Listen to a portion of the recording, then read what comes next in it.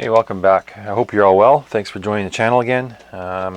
Today we got something a little newer on the bench. This is a Denon AVR 1705 AV surround receiver.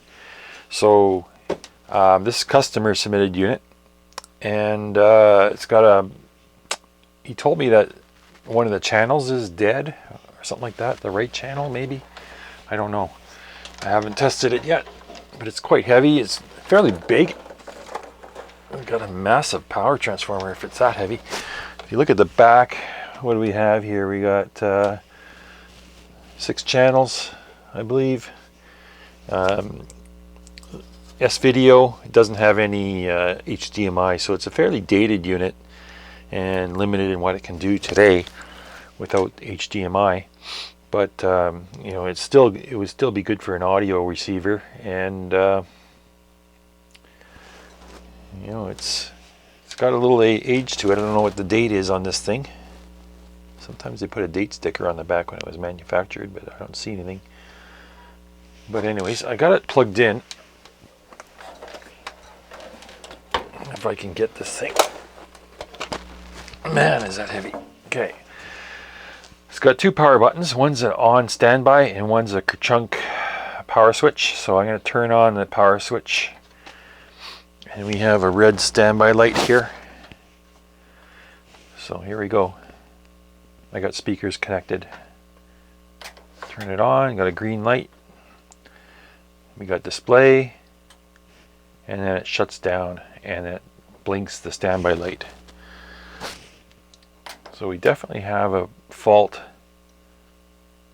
sensing a fault, and I'm going to guess it's probably in the power amplifier.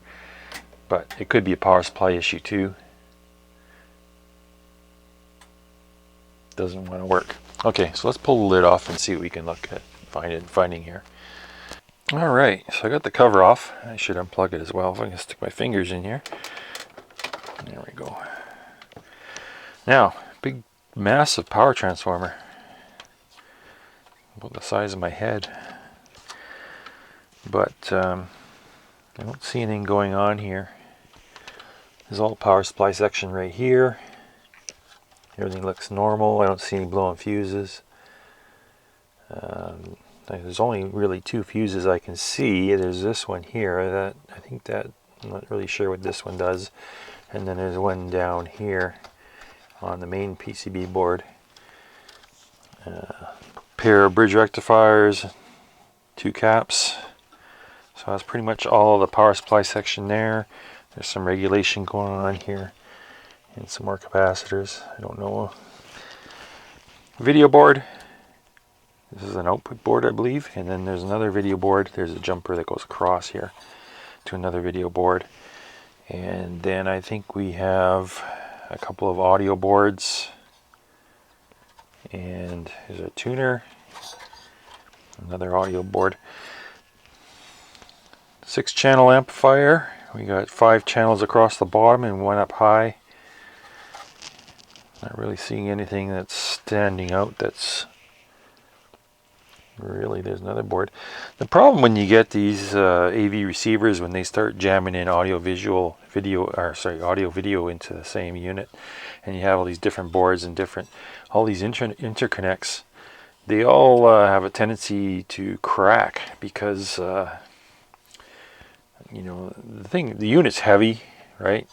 And if it flexes at all, because, you know, picking it up or carrying it or moving it, vibration or whatever, you find a lot of these inter-board connectors, you get cracked solders on them, and I'm hoping maybe that's the case here. But it sounds like we might have one channel that's completely out. Although I don't see anything physically. There's no burnt components. There's nothing that's going on in the power amplifier section that I can see.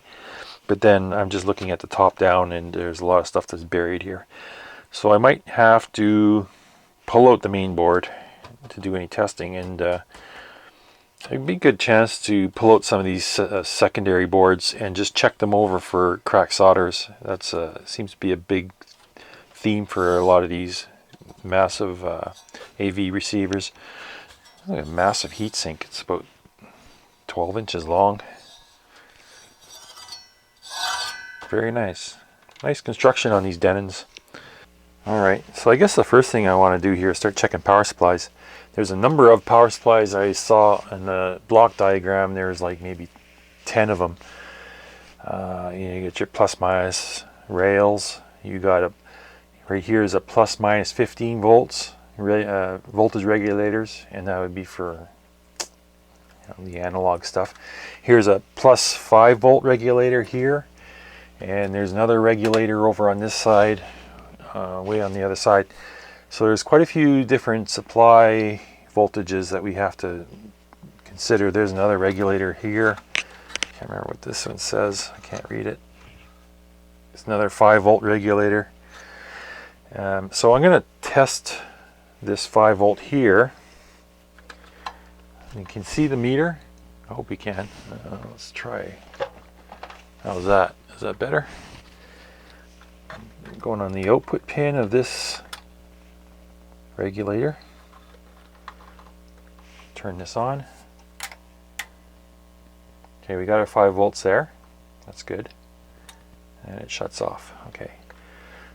Let's check the... This is the positive 15 volt rail. Okay, turning it on. There's a plus 15 volts is working. Now we need to find the negative 15 volts. I can't get to because it's blocked by a capacitor. Let's turn on.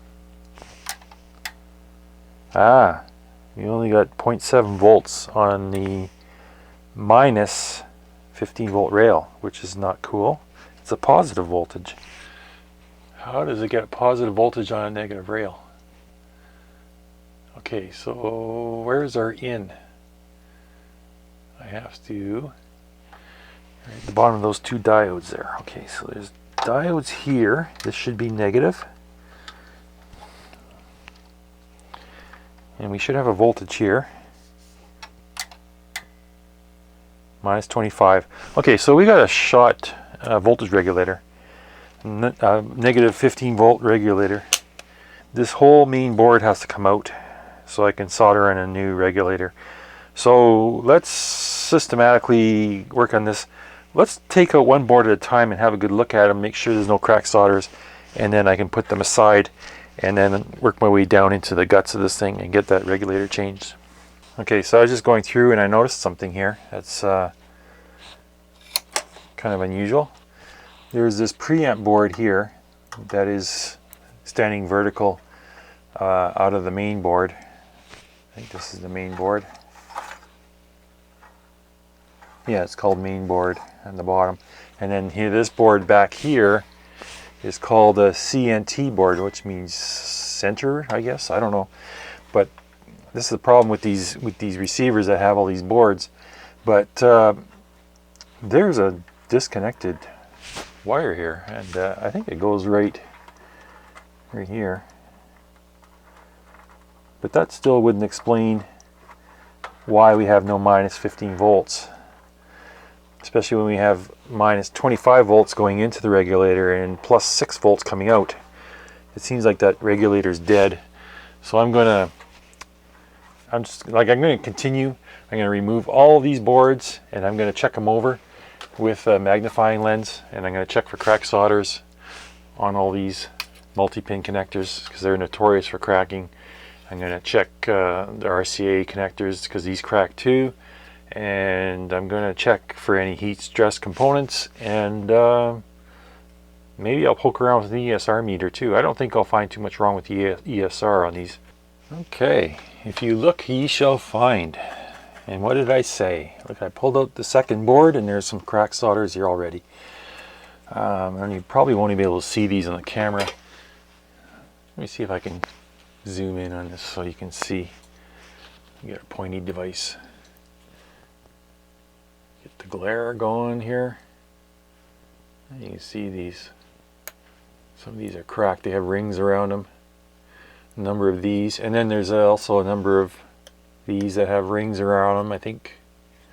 Which one did I see here? Oh, I'm just going to resolder them all. This is just a preamp board. There's, what, 5 channels on here? Looks like 5 channels. little preamps. Alright, so we're just going to resolder everything and then it's good to go. Okay, I got the main board out. Now I had to remove one capacitor to get at this screw because it was blocking. So I got access to the screw, and if I can find a screwdriver, take this screw out. I did find a lot of crack solders on all the different boards. So not an overly large amount, but there was enough there to cause a problem. Alright, so we got this out. Let's desolder it.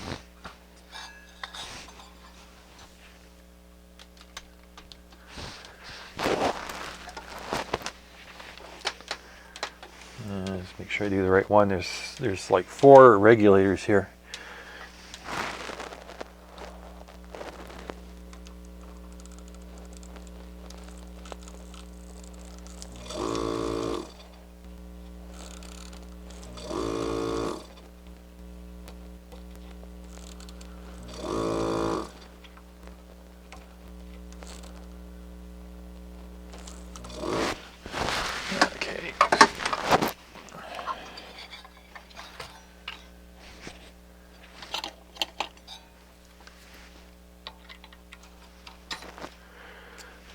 And that's our dead part.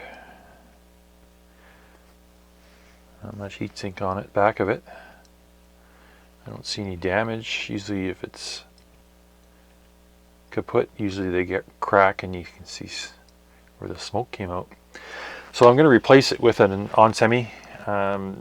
Exactly the same. Well, this is a 7915 PI. I don't know what PI stands for. And this is a 7915 BT. Same part. But you'll have to notice that on the back, the black plastic one is the original and the metal tab one is one we're replacing. So we have to insulate this metal tab from the heatsink. We can't just swap parts and have it expect it to work, because it won't. So we have to insulate. Actually, let's clean and get some Q-tip here and clean off this heatsink compound that's in here.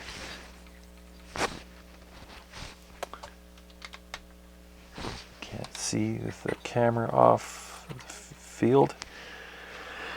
And we need to use an insulating washer for the screw. Wrong one. Here's my good one. Here it is. This should fit through the...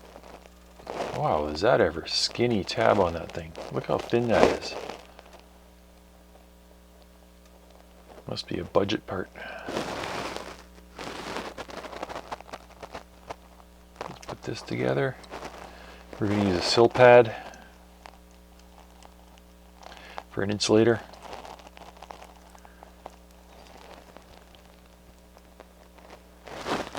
Just drop this in. Let's see if I can drop this in without dropping it and making a mess.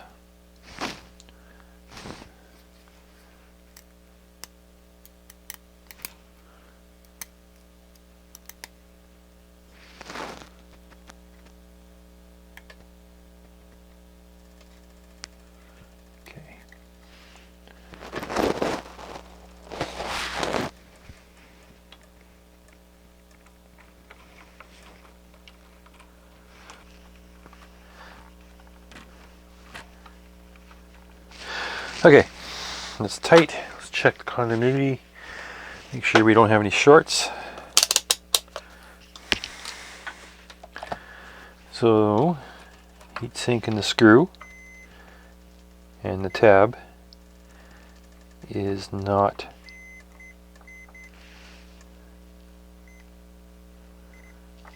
the heatsink is at ground potential because it's connected through this tab on this regulator here.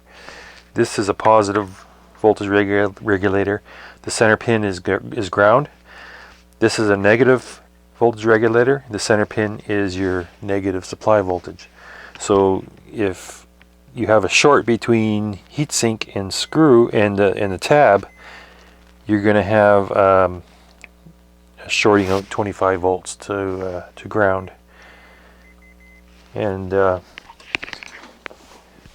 it's probably going to blow one of these fusible resistors that are standing up here. Just want to make sure I got this, because okay, it should be good. Let's solder this up.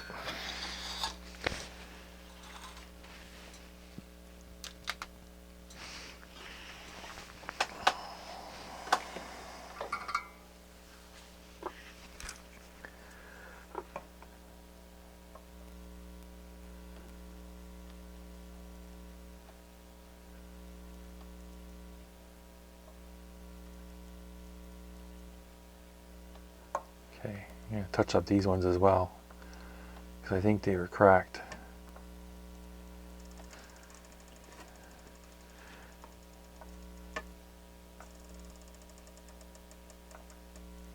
Okay, good.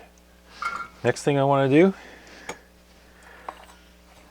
I want to test all these transistors to make sure there's no shorts and we don't have any dead channels, because that was the original complaint.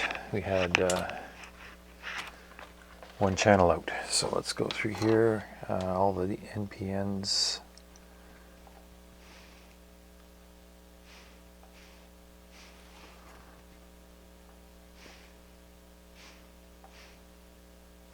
Okay.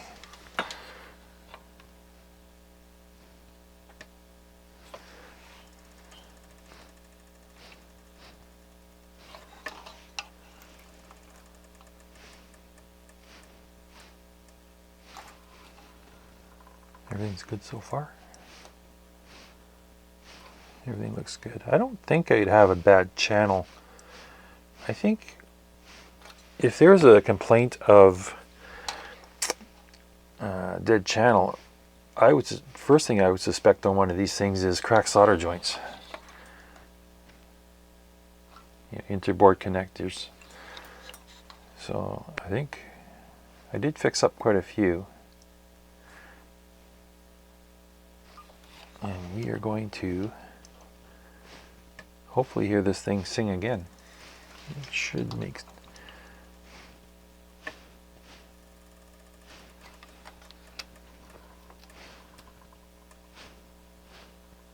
Everything's good there.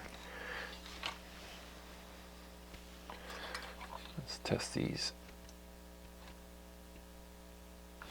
Everything's good.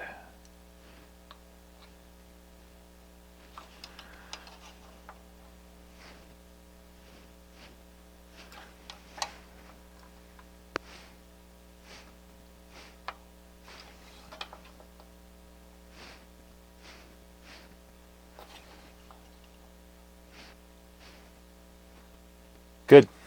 Everything's checking out. So I'm confident we can put this all back together. I'll pre-install that cap first. Actually, I can do that right now.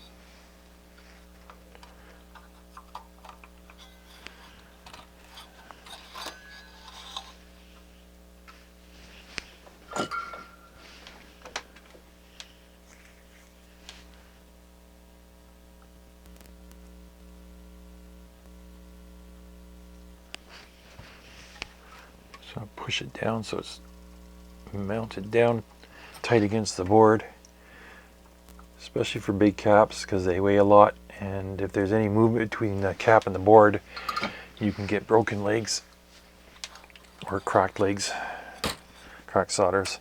Okay, all ready to go back in. Somebody's been in here before me because there's 4 screws missing on the front panel. It's all loose. Alright, so I got it back together enough that we can test it. I have the power cord plugged in temporary. I put a notepad here to keep this board away from the heatsink because there's nothing holding it from flopping in the wind. Everything else is, I didn't install the tuner. Tuner still hasn't been installed. Here's the connector for the tuner. But we can power this up now and see smoke or see sound. So I'm feeding it with a 1000 Hertz tone into the CD input, and let's try this out, see if it works. We've got our red standby light. Let's turn it on.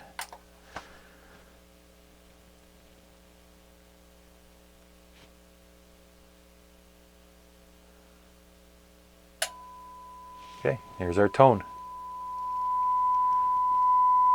And it's working both channels, I think.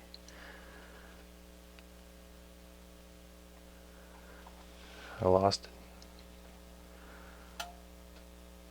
Stereo. There we go.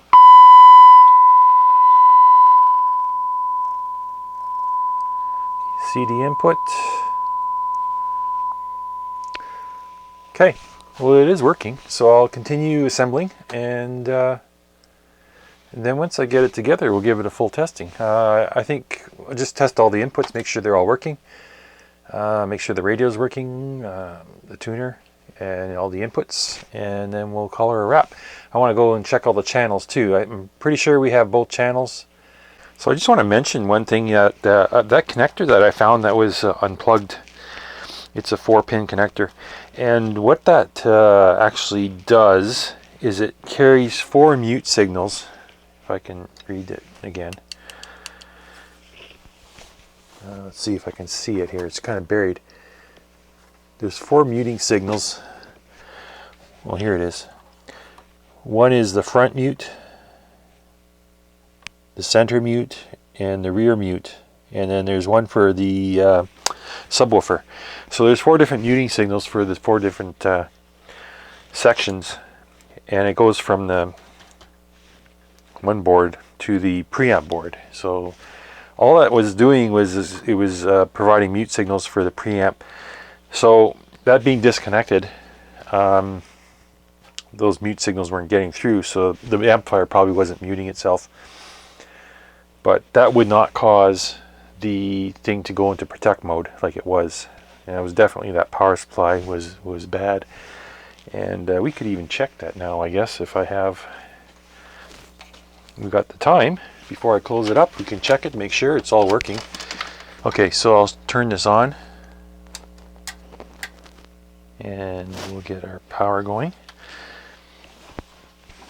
Let's see if we can measure our rail voltages one more time here. So this was the 5 volt.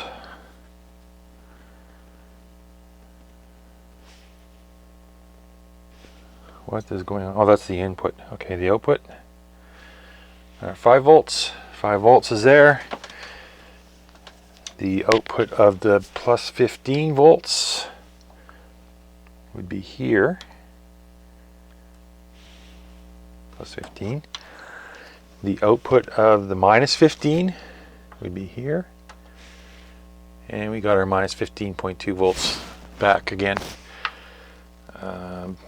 I think, remember, it was 0.7 volts positive before. That's probably because it was back feeding a positive voltage back into that regulator through the circuitry. Now that the regulator is working, everything's good. So let's put the lid on and do a final test.